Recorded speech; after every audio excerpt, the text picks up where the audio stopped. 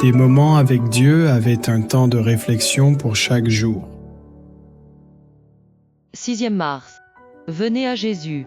Dieu l'a élevé par sa droite comme prince et sauveur, pour donner à Israël la repentance et le pardon des péchés. Actes 5h31. De même qu'il n'est plus possible d'obtenir le pardon sans le Christ. Il n'est plus possible de se repentir sans lui, la repentance et le pardon viennent de Dieu. Et c'est une œuvre que lui seul peut accomplir dans le cœur des personnes qui viennent à Jésus. Nous avons entendu tant de prédicateurs dire qu'il faut se repentir pour recevoir le pardon de Dieu. Et même dans l'église on prêche aux frères qu'ils doivent se repentir de leurs péchés, afin d'être pardonnés par Dieu. Mais on présente très peu Jésus comme celui qui peut opérer ces choses dans le cœur des gens. Une sœur chrétienne disait de son pasteur: pourquoi est-ce que je me sens accablé, pleine de chagrin et de culpabilité alors que je vais à l'église et que je n'ai même été baptisé? Et c'est bien le problème, nous pensons que parce que nous allons à l'église tout va bien.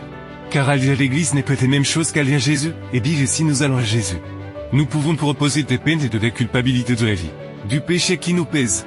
Et alors notre expérience de l'église serait douce, inspirante, les pécheurs doivent aller au Christ parce qu'ils le considèrent comme leur sauveur et leur seul soutien, afin d'être capables de se repentir. Car s'ils pouvaient se repentir sans aller au Christ, ils pourraient tout aussi bien être sauvés sans le Christ. C'est la vertu qui vient du Christ qui les conduit à la vraie repentance. La repentance est un don de Dieu au même titre que le pardon. Et elle ne peut être trouvée dans un cœur dans lequel Jésus n'a pas travaillé. Aller vers Jésus est la plus belle expérience qu'un être humain puisse faire. Le punir paix de rejet pour avoir été si mauvais, avoir échoué tant de fois. Le pli regard du Sauveur sont d'une tendre compassion. Le punir paix de critique pour avoir chuté. Mais une étreinte de réconciliation. Aller à Jésus, c'est l'accepter comme Sauveur et Seigneur. Où nous pouvons déposer nos fardeaux et voir que le problème du péché a une solution.